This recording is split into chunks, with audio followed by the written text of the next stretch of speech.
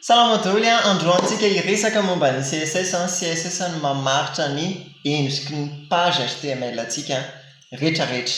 Dia androantsika hijery, hamantatra, hanadiady, halala tsara ny CSS. Tamin'izaho nanomboka CSS folo taona lasa izay dia hafahafa be ny CSS. Ohatran'ny hoe mora, ohatran'ny hoe sarotra. Le izy tsy ampy fonctionnalité zany maha ohatran'ny hoe mora azy satria mora azo le izy nefa le izy sarotra ampiasaina. Fa amin'izao ny CSS tena feno zany, dia ny zava-dehibe tsy hoe mahalala an'ilay CSS intsony fa mahazo an'ilay izy mihitsy hoe ahoana ny fiasan'ity dia ahoana ny vokatra raha ohatra ka izao ny ataoko. Dia androantsika hijery ampahany amin'ny bazika an'ny CSS. Ahoana ny fomba fanoratana CSS?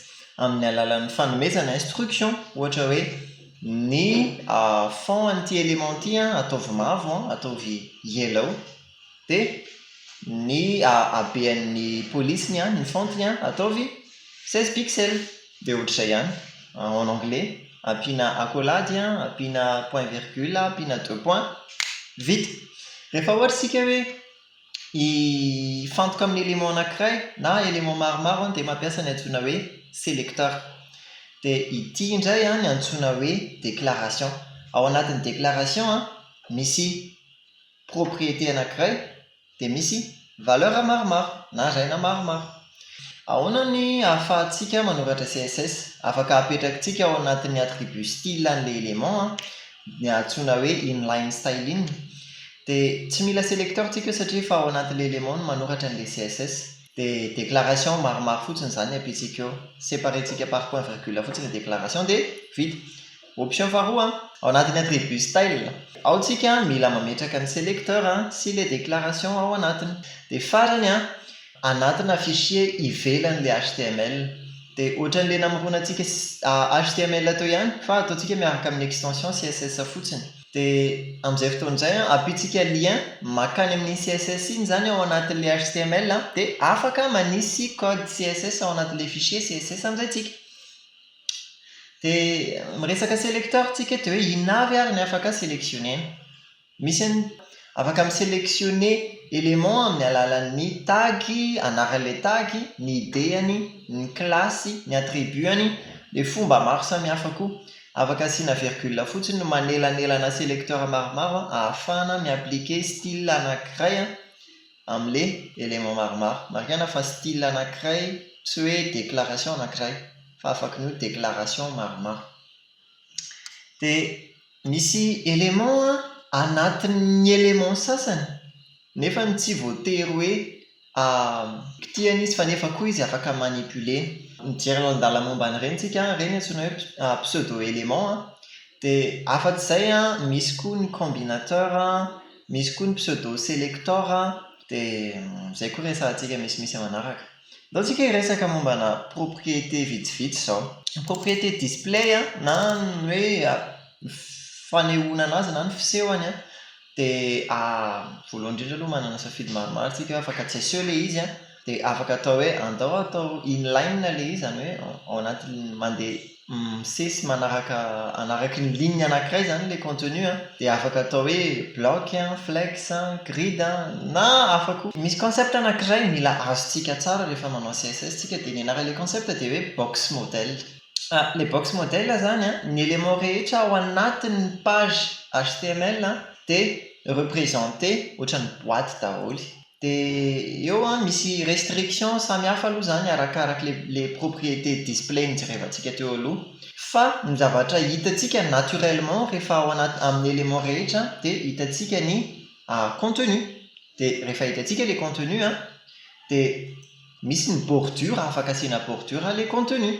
Nefany le bordure zany tsy mamaritra hoe tsy afaka mivoaka an'io le contenu fa afaka mivoaka an'le bordure ary le contenu. Izay izy ny antsoina hoe overflow zany. Matetika tsy dia tena hoe ilaintsika izay comportement izay. Ny habean'ilay élément zany dia faritantsika amin'ny propriété width sy height généralement zany izay. Dia ny bordurany koa afaka manana valeur maromaro ao anatin'izay ny habeany, ny styleny, ny endriny sy ny couleurany. Dia raha ohatra tsika te hanana elanelany amin'ny bordure sy ny contenu dia mampiasa ny antsoina hoe padding tsika. Dia ohatr'izay ihany koa raha te hanana elanelana indray tsika amin'ilay élément sy ny zavatra hafa rehetra manodidina anazy dia mampiasa ny antsoina hoe margin tsika. Misy lien napetraka ao ambany ao maneho an'ity box modèle ity, afaka lalaovinao dia jerevanao inona ny fiovana araka izay propriété apetraka ao eo. Dia manaraka tsika hijery ny propriété background. Ny propriété background dia miatra amin'ny élément fa tsy amin'ilay bordurany sy ny marginany. Dia ny tena fampiasa moa amin'ny background dia couleur sy image. Dia alalintsika koa iny amin'ny exemple any aorianany.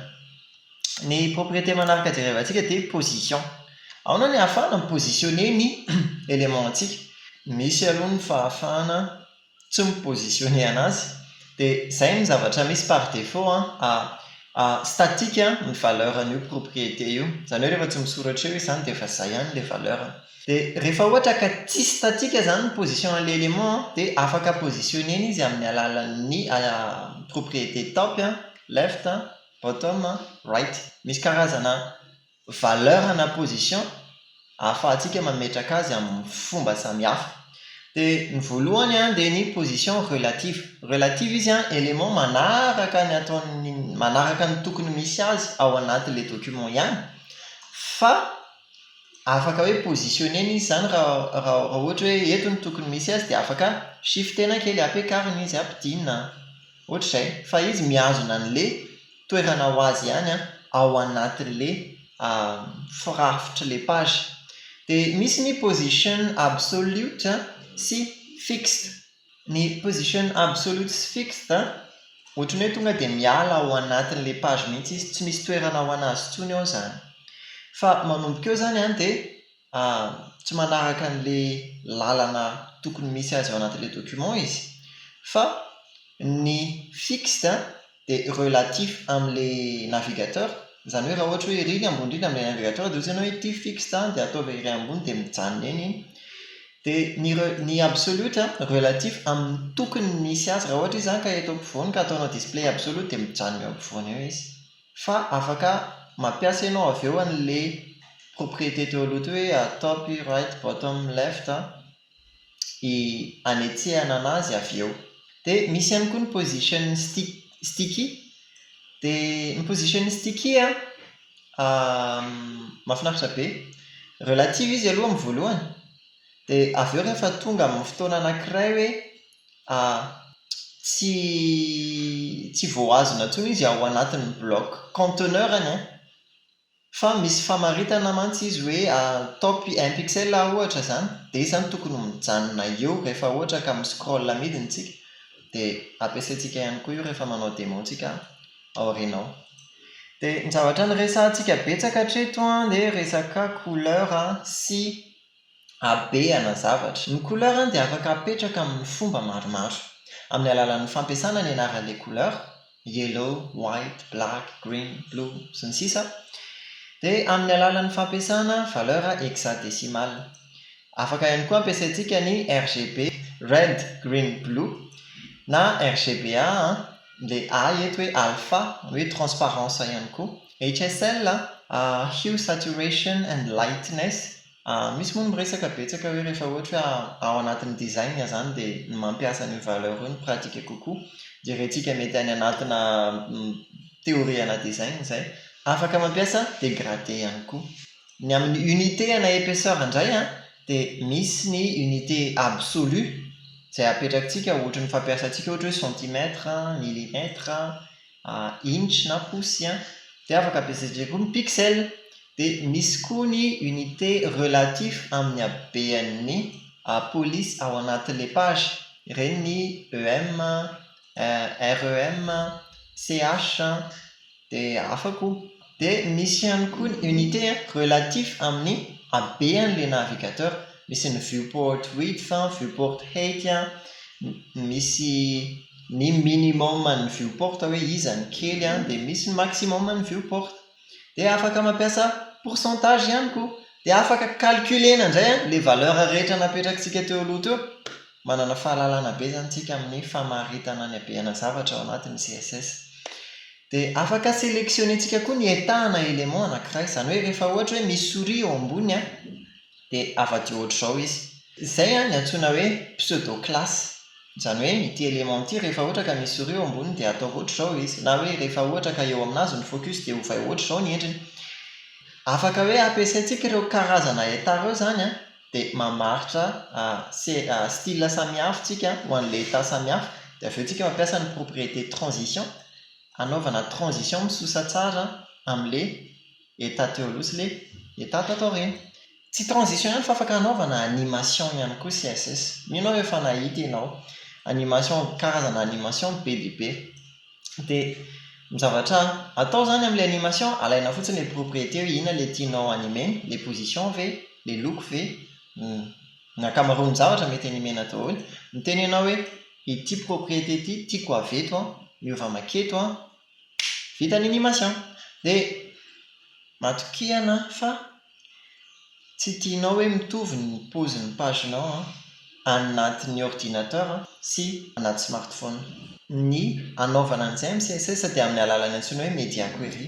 Dia izany hoe anao projet maromaro zany tsika, anaovantsika fampiarana CSS sy fahazahoana ny tena mety ho valeur an'ireo propriété samihafa ireo.